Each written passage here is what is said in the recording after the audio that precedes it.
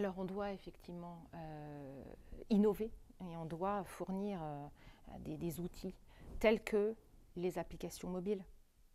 Nous avons lancé une application mobile pour les acheteurs. Nous venons de lancer la version bêta d'une application mobile pour les fournisseurs également, pour les aider à accéder plus rapidement à l'information, pour fluidifier leur consommation de contenu, de réponses à leurs besoins.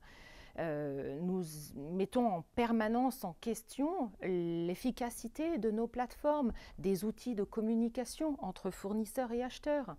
Nous optimisons en permanence la user experience, donc l'expérience client sur nos plateformes. Donc oui, il y a un énorme investissement en permanence sur le service que nous pouvons rendre à l'ensemble de nos utilisateurs. Nous sommes une marketplace B2B généraliste, ce qui veut dire que nous n'avons pas une industrie qui est plus représentée qu'une autre. Nous avons eu par exemple une forte consommation de notre plateforme pendant le Covid autour des produits qui étaient recherchés, les masques, les tests, etc. Nous avons dans l'IT en particulier une 30 000 à peu près entreprises qui sont référencées.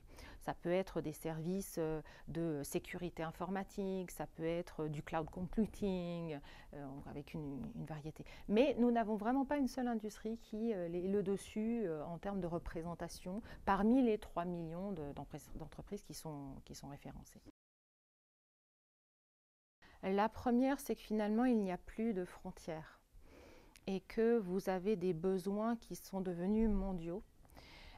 Donc, on a une augmentation, par exemple, du nombre de recherches. Nos recherches proviennent de 220 pays en moyenne. Nous avons à peu près 4 millions d'acheteurs par mois qui viennent sur nos plateformes. On a 270 000 recherches qui sont effectuées par jour et elles viennent de partout dans le monde. Donc on a cette tendance.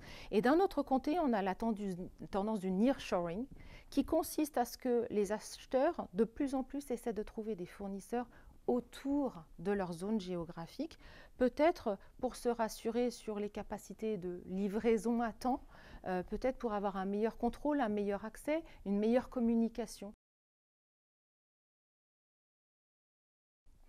J'ai deux objectifs. Le premier, c'est de procéder à l'intégration d'Europage dans le groupe Visible, puisque ce n'était pas ce sur quoi on s'est concentré dans les précédentes années. Et il y a un potentiel énorme d'homogénéiser, d'harmoniser, de bénéficier de ressources qui sont éclatées entre l'Allemagne et la France et de les mettre en commun. Et le deuxième, d'ailleurs c'est ce à quoi ça contribue, c'est de favoriser le développement à l'international. On a un potentiel énorme. Aujourd'hui, on réalise 85% de notre chiffre d'affaires en dehors de la France, mais on a un potentiel encore plus important et on a des marchés tels que la Russie, le Portugal, la Pologne, l'Angleterre et même le marché français qui sont à adresser et sur lesquels on a un boulevard devant nous. Voilà mes souhaits.